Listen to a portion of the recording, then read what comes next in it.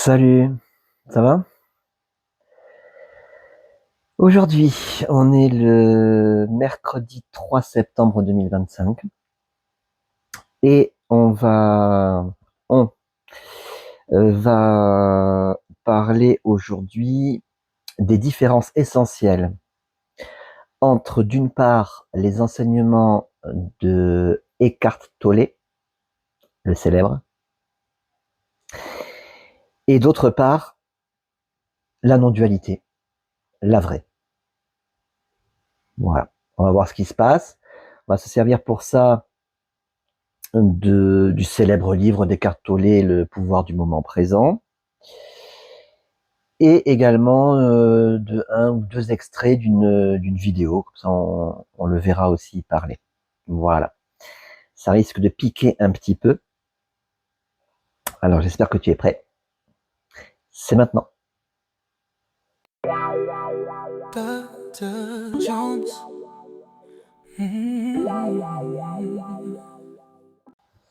Alors pourquoi dans l'introduction j'ai dit que ça pouvait piquer un peu? C'est parce que Eckhart Tolle, c'est quelqu'un qui est apprécié par des millions de personnes. Il a vendu son livre à plusieurs millions d'exemplaires. Son livre a été traduit en plusieurs dizaines de langues.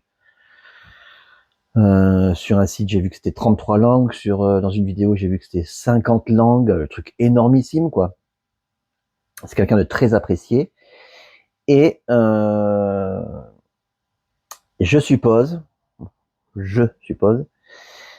que certains vont considérer que cette vidéo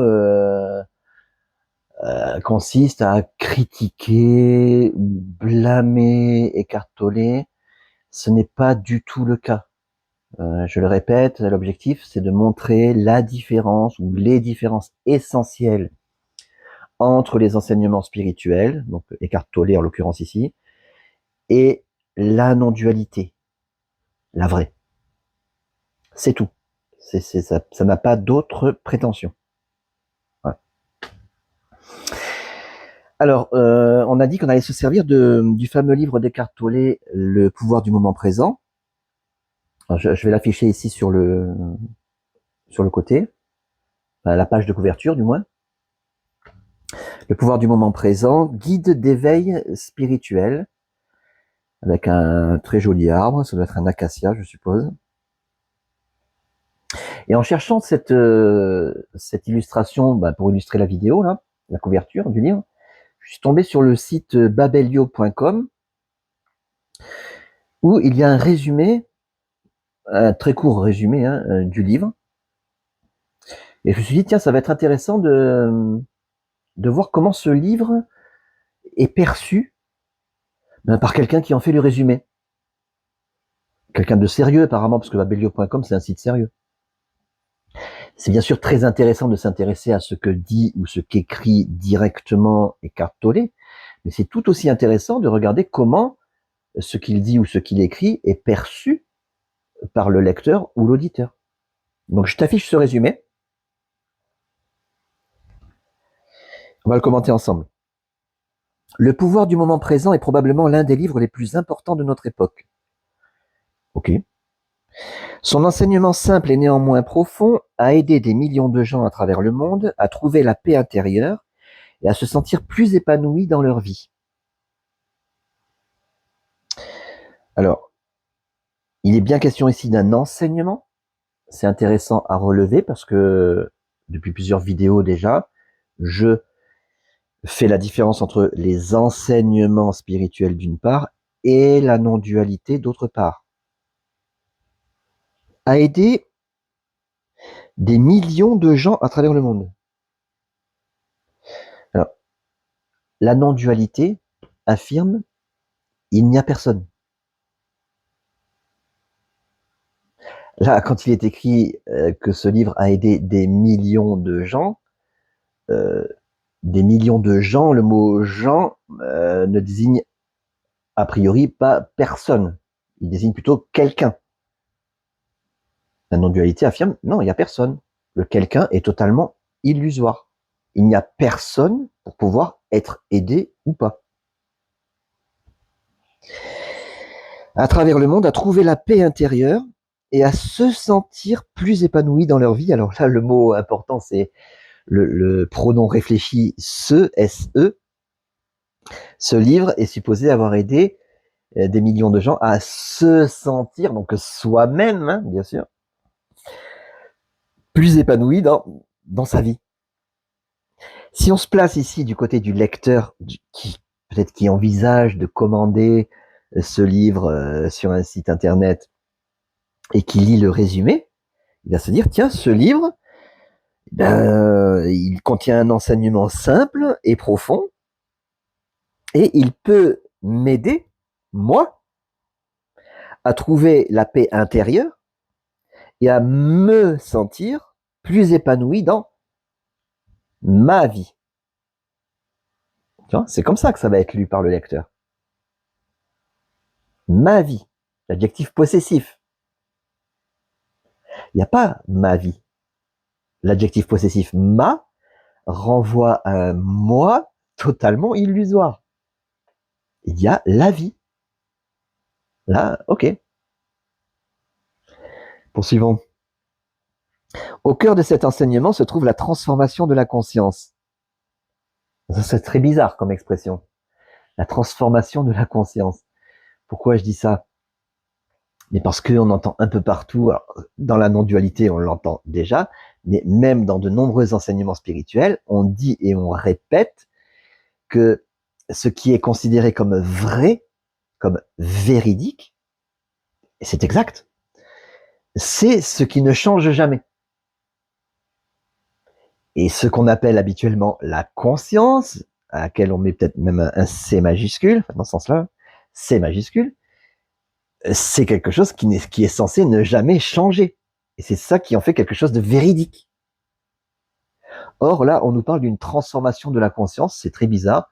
Transformation à partir de quoi? Transformation en quoi? C'est pas précisé. On se le demande encore. C'est pas grave. 2 points. En vivant dans l'instant présent, Alors, en vivant dans l'instant présent, c'est pas l'instant présent, hein, c'est le moment présent, le titre. Le pouvoir du moment présent. Et encore, c'est pas bien traduit en français parce qu'en anglais, c'est the power of now. Donc, le pouvoir du maintenant. Ouais. La non-dualité affirme qu'il n'y a pas d'instant présent.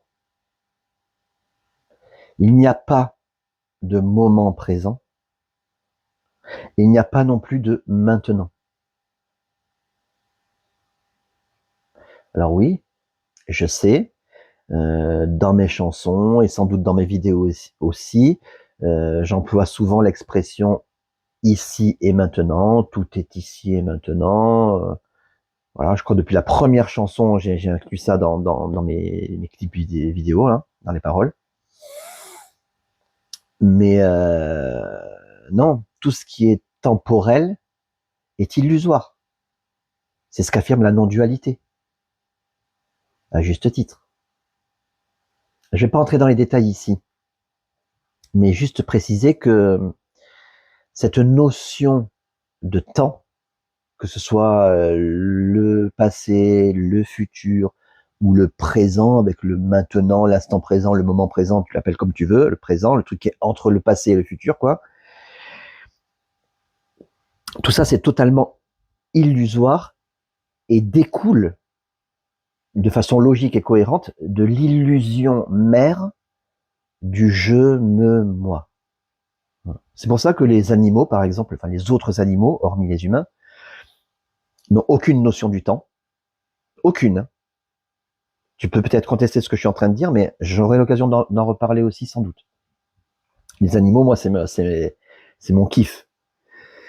Les animaux n'ont aucune notion du temps et les bébés non plus. Donc ça, c'est très facile à vérifier.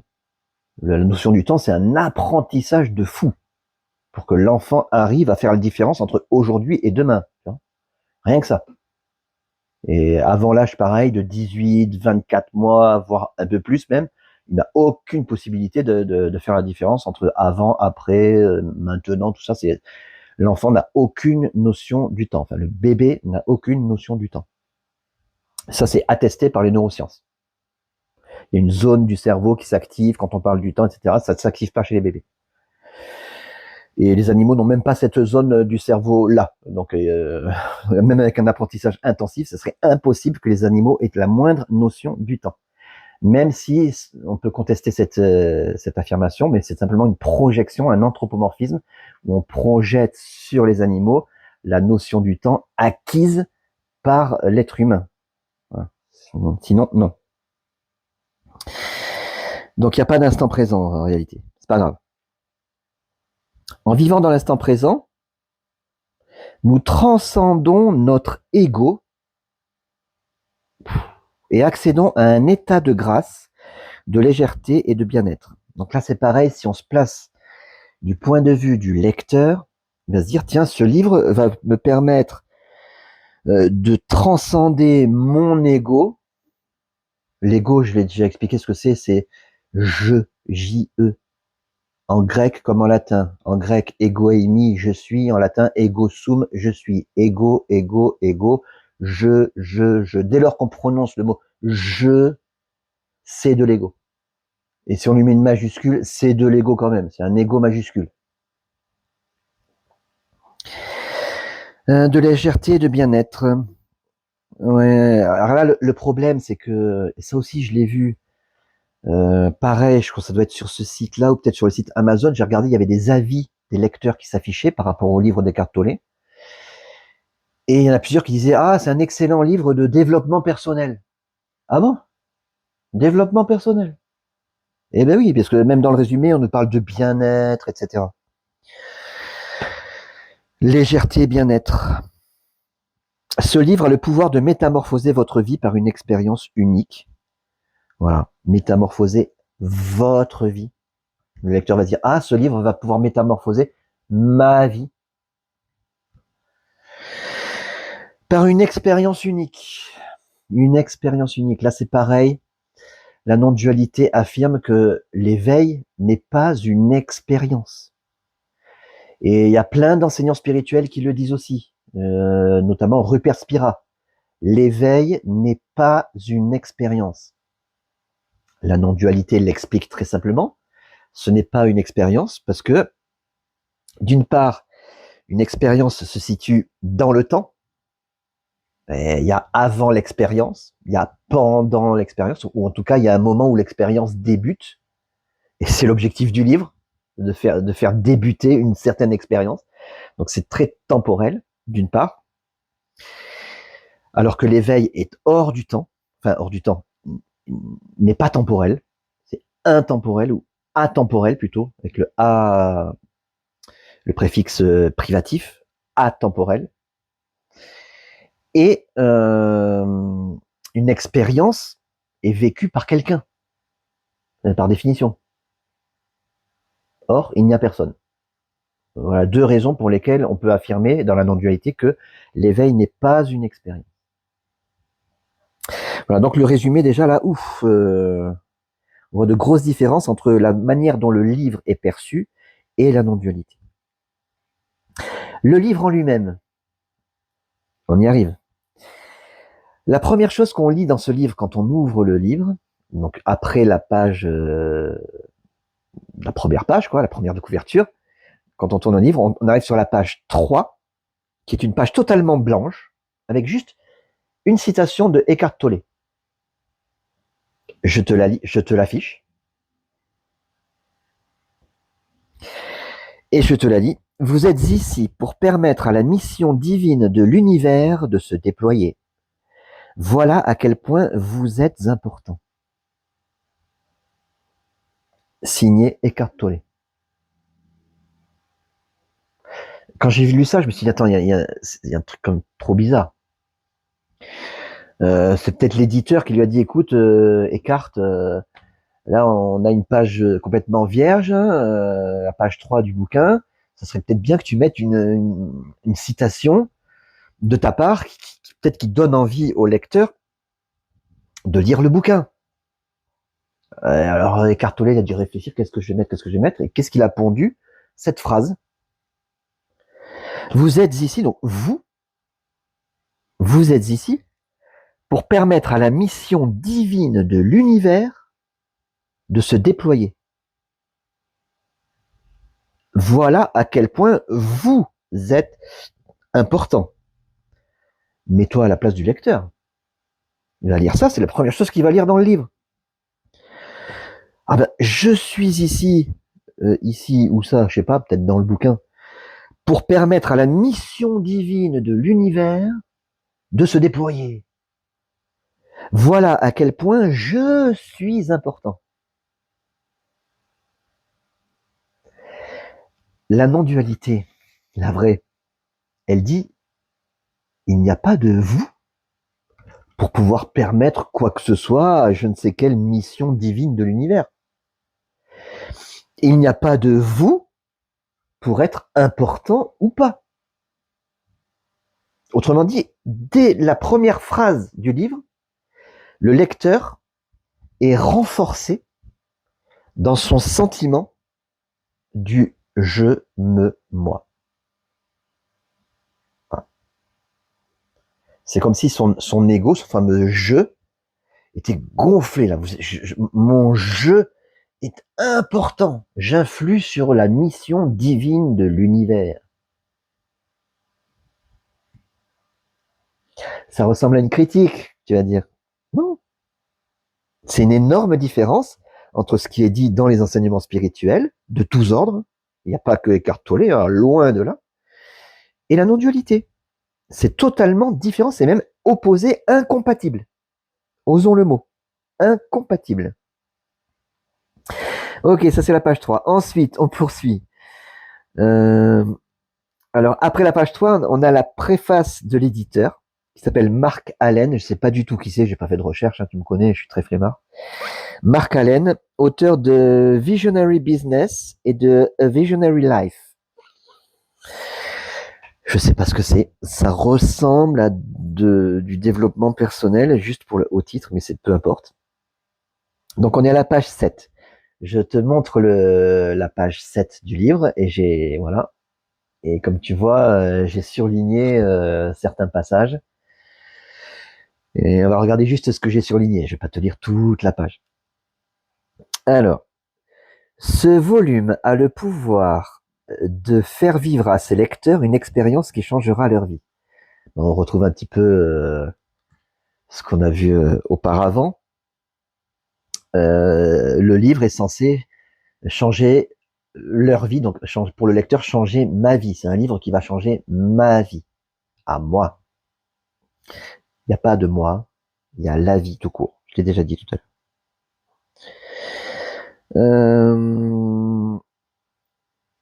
Eckhart Tolle est un maître contemporain. Alors, j'ai surligné ça parce que oui, je parle d'enseignants spirituels, mais souvent ils sont appelés maîtres, sages, guides et ce genre de choses. Ça revient au même. Maître contemporain, ses enseignements englobent le cœur et l'essence de toutes les traditions. Donc j'ai surligné ses enseignements. On est bien en présence d'un enseignant spirituel. Comme tous les grands maîtres, il sait nous dévoiler en termes simples et clairs que le chemin, la vérité et la lumière sont en nous. Alors j'ai surligné comme tous les grands maîtres. Donc voilà, c'est un grand maître. Ok, après c'est un peu normal que celui qui fait la préface, donc là c'est l'éditeur, qui vende un peu l'auteur du bouquin. Hein. Donc voilà, c'est un grand maître, etc. Ça c'est normal, on peut pas lui en vouloir. Business is business. Il sait nous dévoiler en termes simples et clairs que le chemin, la vérité et la lumière sont en nous. Donc, sont en nous. Toujours moi. Le lecteur va dire, ah tiens, le chemin, la vérité et la lumière sont en moi. Pour ceux qui, comme moi, connaissent la Bible par cœur, on entend directement les paroles de Jésus, je suis le chemin, la vérité et la vie. Bon, là, c'est pas la vie, c'est la lumière, mais tout de suite, ça résonne très, très biblique comme expression. Ok. La non-dualité dit qu'il n'y a pas de nous en qui Il n'y a pas non plus de qui, donc il n'y a pas de nous en qui pourrait y avoir la moindre lumière, vérité ou chemin. Voilà. Qu'est-ce que j'ai souligné encore? Un enseignant de classe mondiale, ok. Et c'est tout à fait exact. Hein. C'est évident même. C'est un enseignant de classe mondiale. Quand on voit que son livre est traduit dans plusieurs dizaines de langues, jusqu'à 50 langues. Nous sommes nous-mêmes les créateurs de notre propre souffrance. Alors attends, je vais prendre la phrase en entier. Mais pour atteindre cet état d'éveil, nous devons arriver à comprendre que nous sommes nous-mêmes les créateurs de notre propre souffrance. Alors là, on est typiquement dans une phrase de type enseignement spirituel, où on nous dit ce qu'il faut atteindre et comment l'atteindre. Ça, c'est typique. Il y a quelque chose à atteindre, alors que la non-dualité dit qu'il n'y a rien à atteindre du tout. Et il y a plein d'enseignants spirituels qui le disent aussi. Mais là, on nous dit le contraire. Il y a quelque chose à atteindre. Et nous devons arriver à comprendre, quelque chose à comprendre, que nous sommes nous-mêmes les créateurs de notre propre souffrance. Tu vois. Donc là, le lecteur qui lit ça, il va se dire, ah mince, on m'a dit tout à l'heure que je contribuais à la mission divine de l'univers, et là, on me dit que, ah mince, je suis le créateur de ma propre souffrance. Merde. C'est la douche écossaise, là.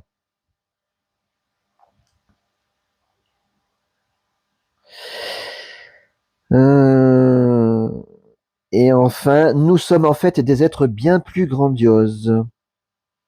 Attends, je prends la phrase en entier. Je comprends rien sinon. J'ai surligné comme un cochon. Nous faisons la grave erreur de nous identifier à lui, alors à lui, je crois que c'est le mental, en pensant que c'est ce que nous sommes, alors que nous sommes en fait des êtres bien plus grandioses. Ah, et rassurez là le lecteur. On vient de me dire que je suis le créateur de ma propre souffrance, et là, 3 lignes plus loin, on me dit que je suis un être grandiose. Je suis un être grandiose. La non-dualité dit l'opposé.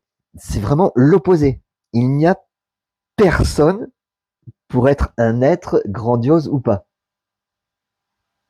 Il n'y a pas de nous pour être un être plus grandiose. Et il n'y a pas de nous pour pouvoir créer quelque souffrance que ce soit. Voilà. C'est totalement différent. Allez, on passe à la suite. La vidéo va être plus longue que prévu. J'espère que j'aurai assez d'espace de stockage. Page 11. Alors, après la préface de l'éditeur, on a un avant-propos. Avant-propos de qui? De Russell E. DiCarlo, auteur de Towards a New World View. J'ai pas fait de recherche. Mais probablement encore quelqu'un de confiance. Hein. Je rappelle, comme j'ai déjà expliqué il n'y a pas longtemps, que si Eckhart Tolle a fait rédiger la préface par son éditeur, c'est parce qu'il a confiance en lui.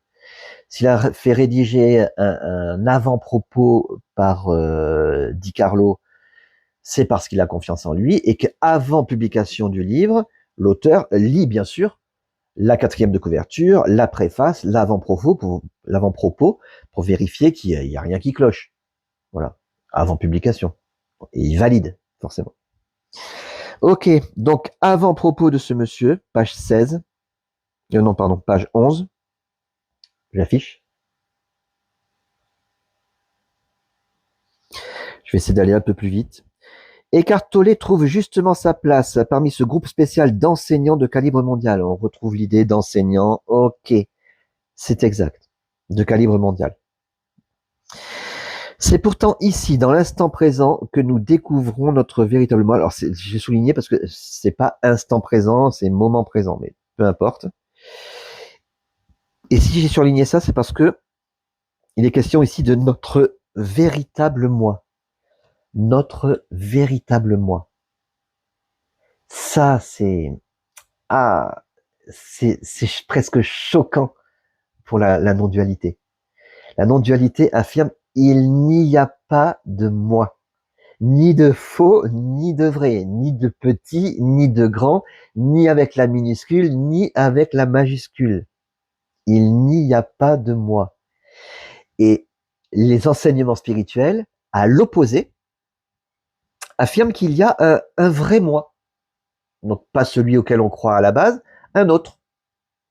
Mon vrai moi, c'est la présence, c'est la conscience, c'est la source, c'est le tout, c'est le rien, c'est Dieu, c'est la nature, c'est la vie, c'est voilà. Comment dire? On change d'identité.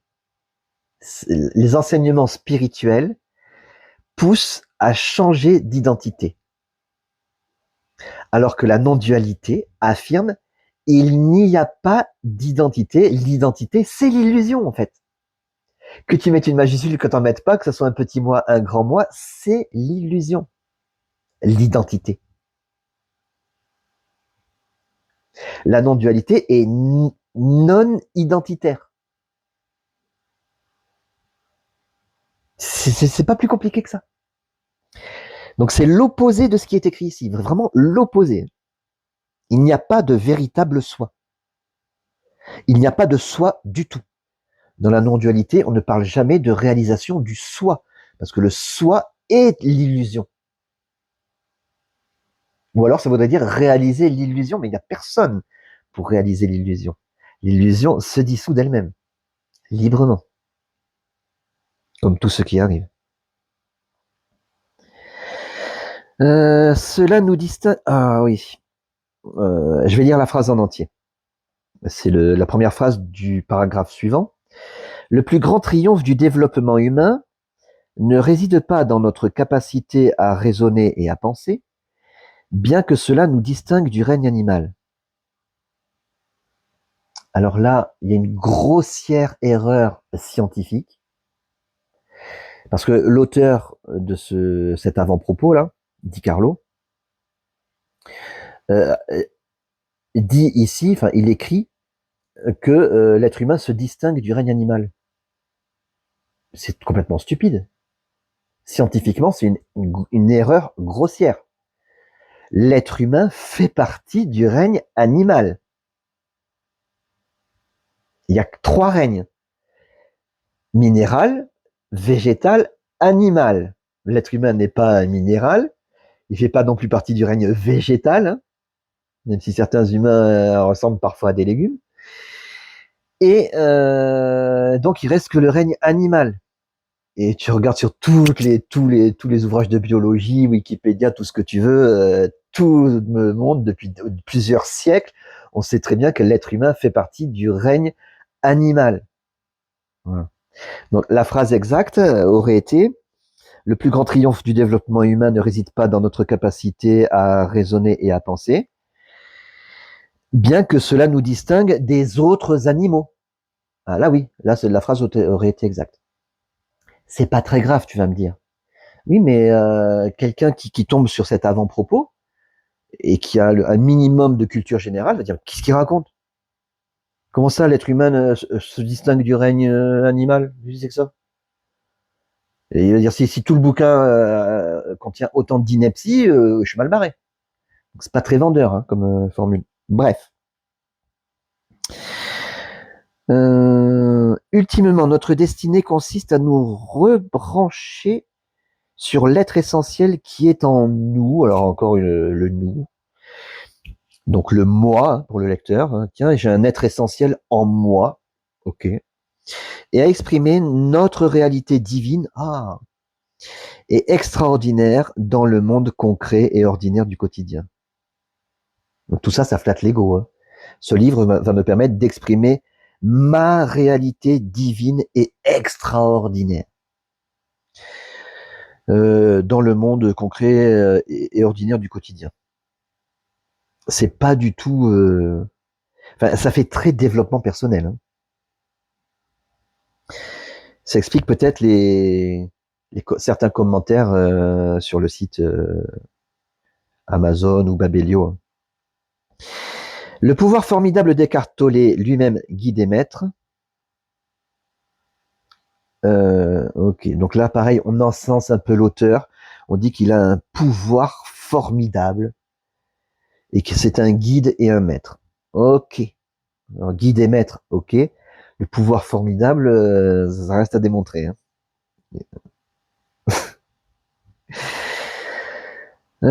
Et qu'arriverait-il si nous le faisions? Il est certain que le monde tel que nous le connaissons actuellement changerait pour le mieux.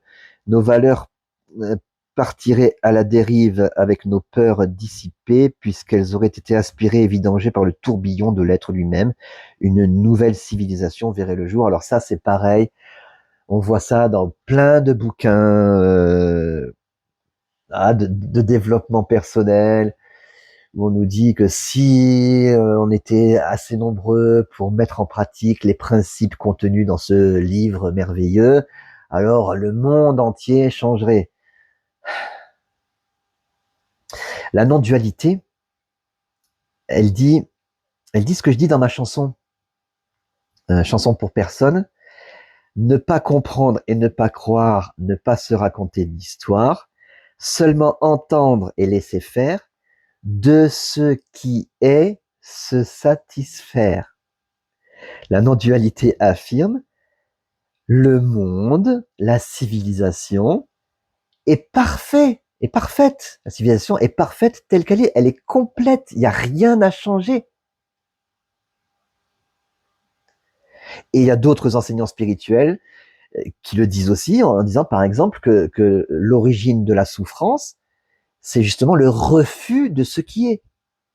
Les choses sont telles qu'elles sont, on ne les accepte pas telles qu'elles sont, on voudrait qu'elles soient autrement, on voudrait que la civilisation soit meilleure, etc. C'est ça qui provoque la souffrance psychologique. Il y en a plein qui le disent, que ce soit dans la non-dualité ou dans les enseignements spirituels. Mais là, non, on nous fait miroiter un changement de civilisation, etc. Donc je pense que tu peux voir les énormes différences entre ce genre de bouquin et la non-dualité. Hein. Et même certains enseignements spirituels, sans parler de non-dualité. Hein. C'est très bizarre. Et pour finir sur le bouquin, page 16, alors là c'est Eckhart Tolle qui écrit, pour le coup. Je l'affiche. En premier lieu, j'attire votre attention sur ce qui est faux en vous. Voilà, en premier lieu, le lecteur va se dire, tiens, en premier lieu, Eckhart Tolle attire mon attention, puisque c'est votre attention, sur ce qui est faux en moi. Voilà. Toujours le vous, le moi, qui va être renforcé. Peu importe qui vous êtes et où vous vous trouvez, je vous montre comment vous libérer de l'esclavage du mental, comment accéder à cet état éclairé de conscience et de quelle manière le maintenir dans le quotidien. Voilà, ben ça c'est typiquement un enseignement spirituel où on a un enseignant, un maître, un guide, un sage qui montre à ses auditeurs, à ses lecteurs, à son public, comment voilà, se libérer de l'esclavage du mental, etc. Et donc il s'adresse à des gens, il s'adresse à des personnes. Je dis ça parce que je pense à la remarque que m'avait faite Marc Marcis-Vert dans son commentaire sous l'une de mes vidéos. J'ai répondu ensuite, hein, quand il dit que qu'il y a beaucoup la plupart des enseignants spirituels, sinon tous, indiquent à un moment donné qu'ils ne s'adressent pas aux personnes, mais je sais pas si c'est Marc Marcis-Vert qui m'a dit ça ou si c'est Didier Weiss, peu importe, que la plupart des enseignants spirituels indiquent qu'ils s'adressent pas à la personne, mais qu'ils s'adressent à la conscience ou à la présence. Mais là, quand on lit ça, c'est impossible de le voir de cette façon-là.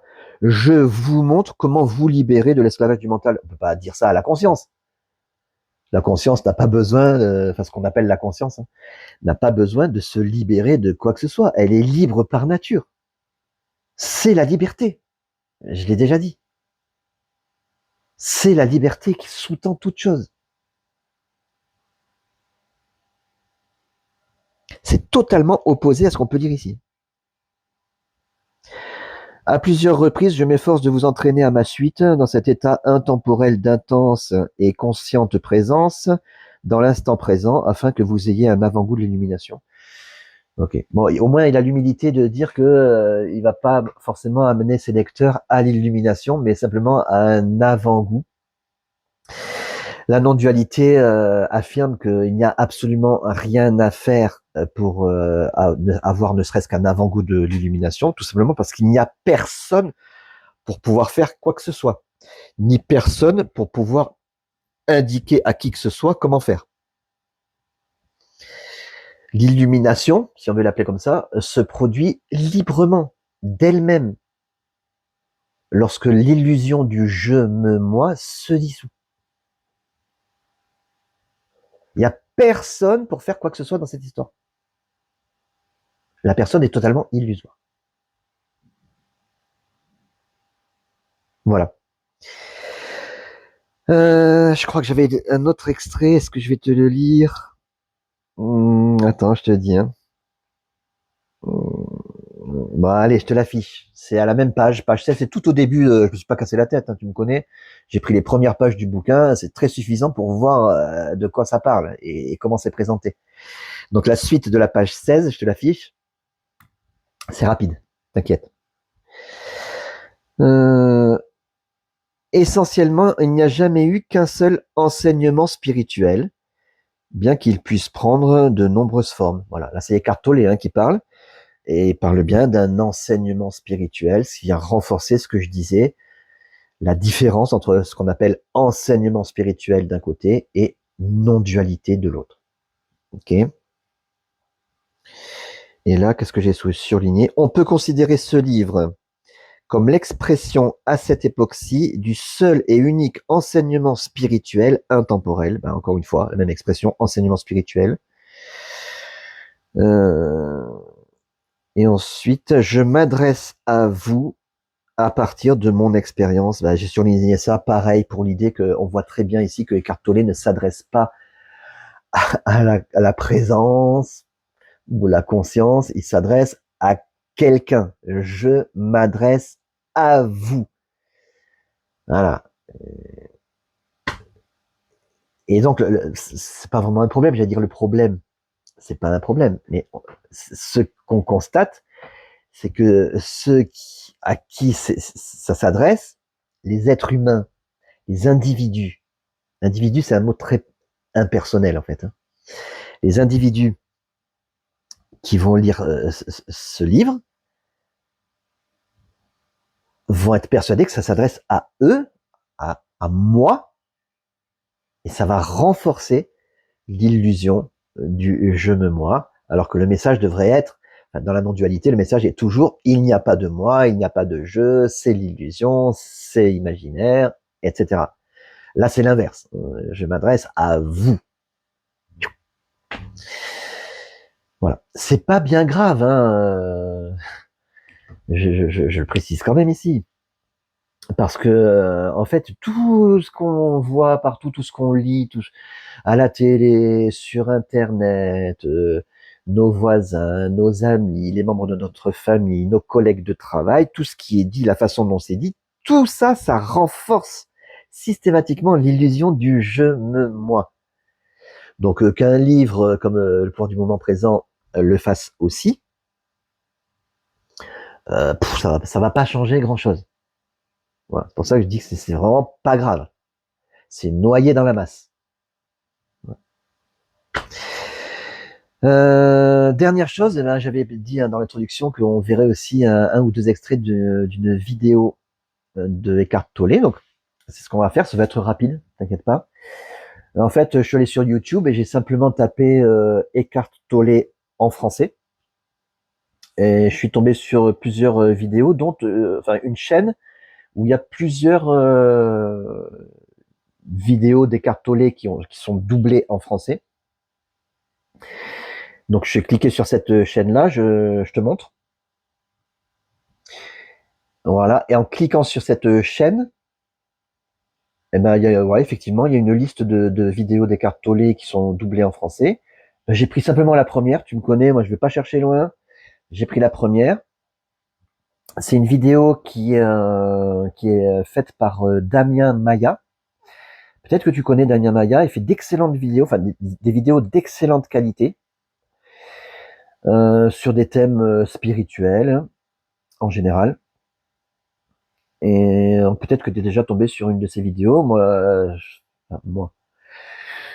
J'ai déjà vu plusieurs de ces vidéos, mais ça faisait longtemps que j'avais pas entendu sa voix. Ça m'a fait plaisir quelque part. Et donc j'ai cliqué sur cette vidéo-là, j'ai retenu deux extraits, un qui est plutôt au milieu de la vidéo, aux alentours du timecode 6 minutes. Premier extrait de une trentaine de secondes, peut-être un peu plus. Et ensuite un deuxième extrait qui est juste à la fin, c'est les dernières secondes de cet extrait. Donc je te montre le premier extrait.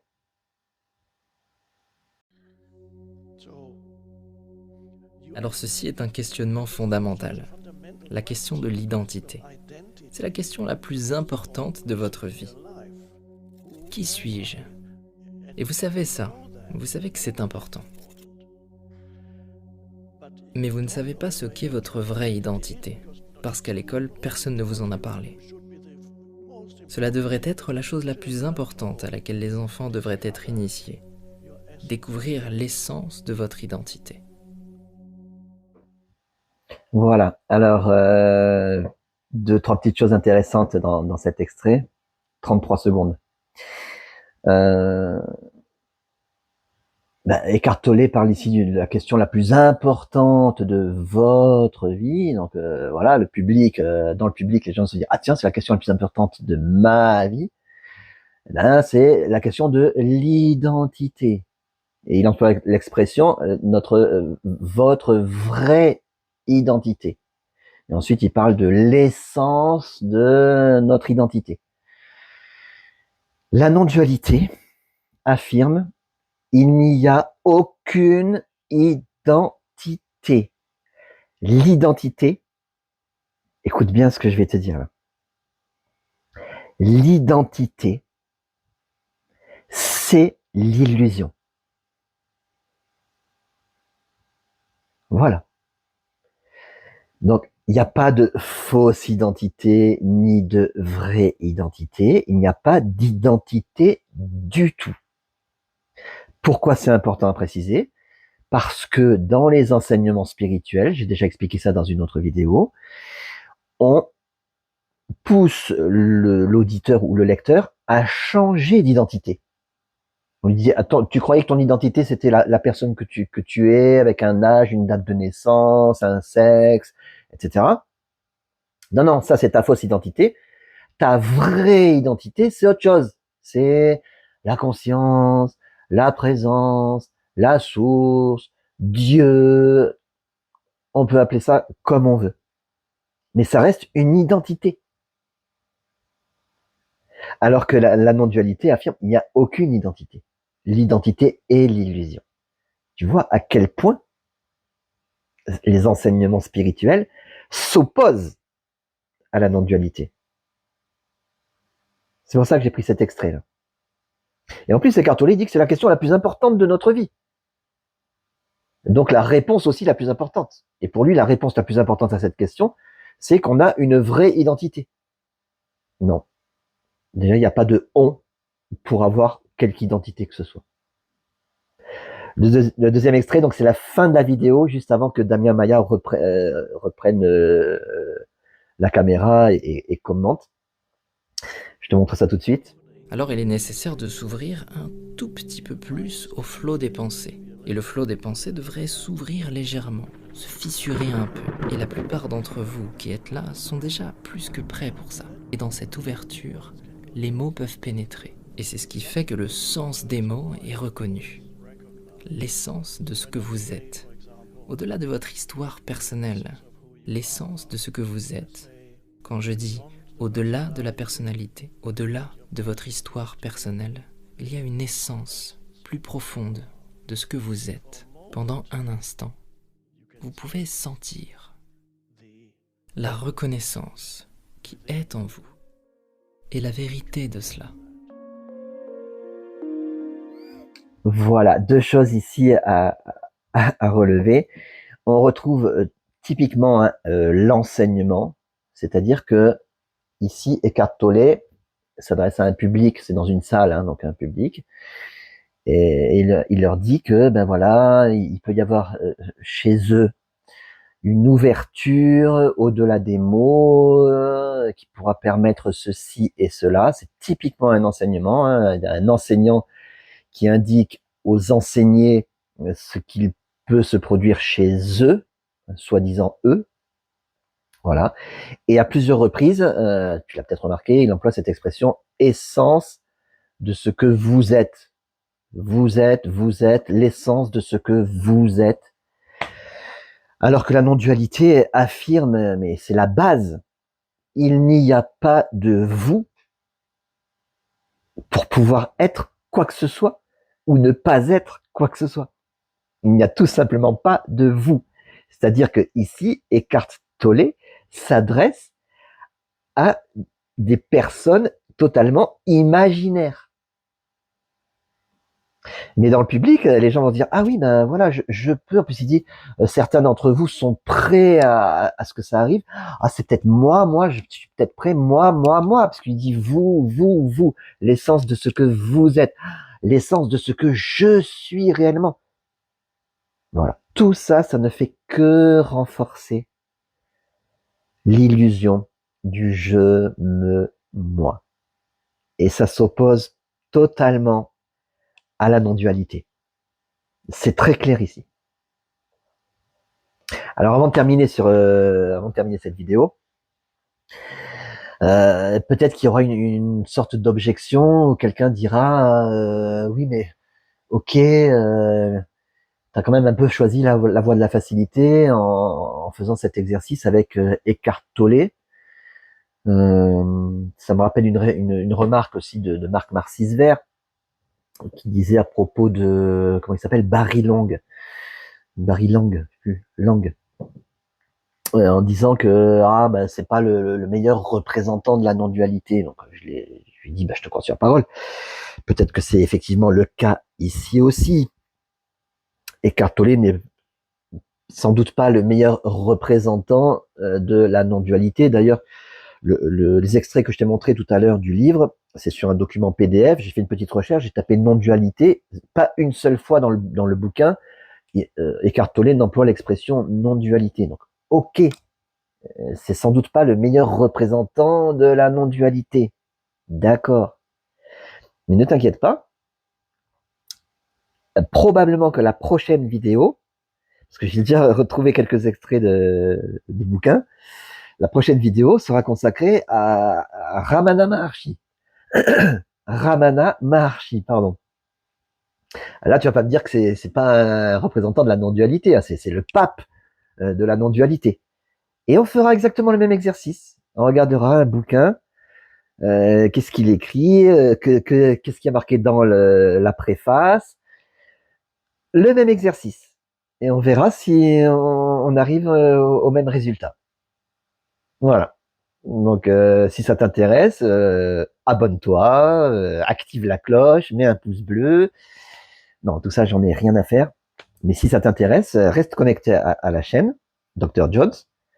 Et on va parler de Ramana Maharshi. Ensuite, on parlera de Nisargadatta Maharaj, Mooji, Rupert Spira, en français, Jean Klein, Francis Lucille, Éric Barré, Pierre et Gérald, Marion et Gérard, Anthony Béraud, chez les Québécois, Juliane, Ginette Forger, Diane, Amrit, je crois que ça s'appelle sa chaîne. Je sais pas si tu la connais. Des gens que j'affectionne. Il n'y a pas de problème.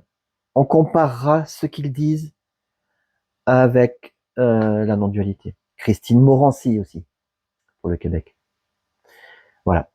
Donc, reste connecté à la chaîne et on fera le même exercice. T'inquiète pas. Ce sera très amusant même. J'adore faire ce genre de vidéo. Merci à tous, même s'il y a personne de l'autre côté de l'écran.